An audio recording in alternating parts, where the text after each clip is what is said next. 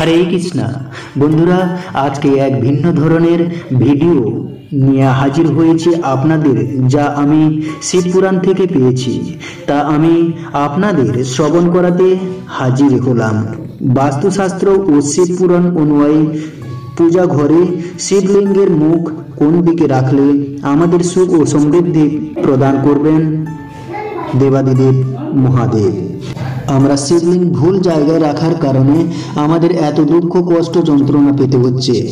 আজ এই ভিডিওর মাধ্যমে আপনাদের জানাবো কোনো ঘরে শিবলিঙ্গ কোথায়, কিভাবে, কোন দিকে মুখ করে ও কোন নিয়মে ভগবান শিবের আরাধনা করবেন এবং শিবলিঙ্গ কোথায় রাখবেন, কোন দিকে মুখ করে রাখলে শিবলিঙ্গ আমাদের সুখ সমৃদ্ধি ও অর্থ প্রদান করবেন।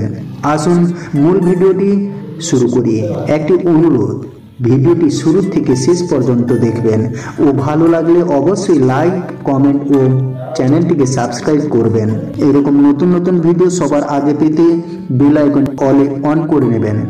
তো আসুন ভিডিওটি শুরু করি।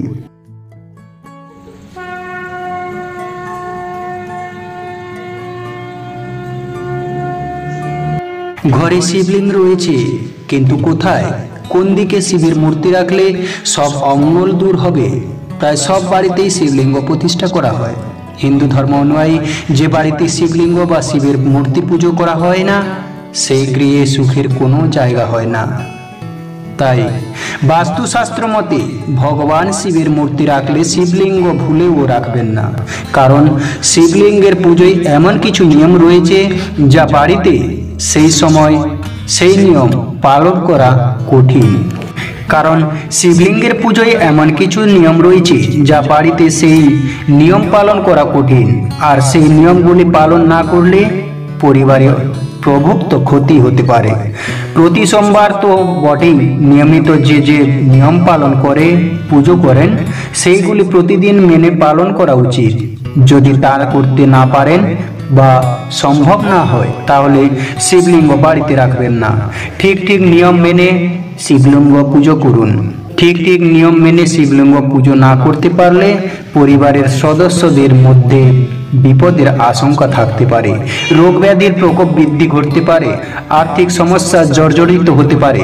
অন্যদিকে শিবের মূর্তি বা ছবি রাখলে বিশেষ নিয়ম মানতে হয় না, তবে একান্তই যদি নিয়ম পালন করে শিবের পুজো করতে হয়, তাহলে সঠিক নিয়মগুলি আগে জেনে রাখা ভালো। কোথায় রাখবেন শিবের মূর্তি বা ছবি? শাস্ত্র মতে শিবের মূর্তি সবসময় ঘরের উত্তর পূর্ব দিকে মুখ করে রাখতে হয়। তাতে পরিবারের উপর মহাদেবের কৃপা বর্ষিত হয়।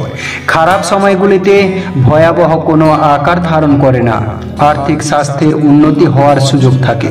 তবে শিব ঠাকুরের ছবি বা মূর্তি কখনো মাটিতে স্থাপন করে পুজো করবেন না।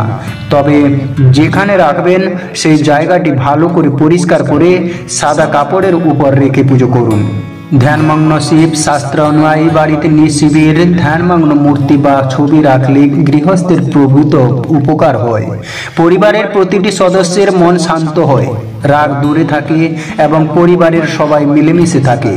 তবে ভুলেও বাড়িতে নটরাজের মূর্তির পাশে শিবের মূর্তি বা ছবি রাখবেন না যেন, কারণ শাস্ত্র মতে মহাদেবের এমন মূর্তি রাখলে খারাপ কিছু ঘটে যাওয়ার আশঙ্কা থেকে যায়। আপনি কি বাড়িতে একাধিক মহাদেবের ছবি রেখেছেন? তাহলে ভুল ধারণা নিয়ে রয়েছেন। বাড়িতে একটি শিবের ছবি রাখুন আর তার ভালো করে পুজো করুন। একাধিক ছবি রাখলেই যে বেশি আশীর্বাদ পাবে এমন কোনো ব্যাপার নেই। ধন্যবাদ। আজ এই পর্যন্ত, আবার দেখা হবে আরেক নতুন ভিডিওর সঙ্গে। আমার ভিডিওটি যদি ভালো লাগে থাকে তাহলে অবশ্যই লাইক দিয়ে সাবস্ক্রাইব করে ভিডিওটিকে শেয়ার করে দেবেন।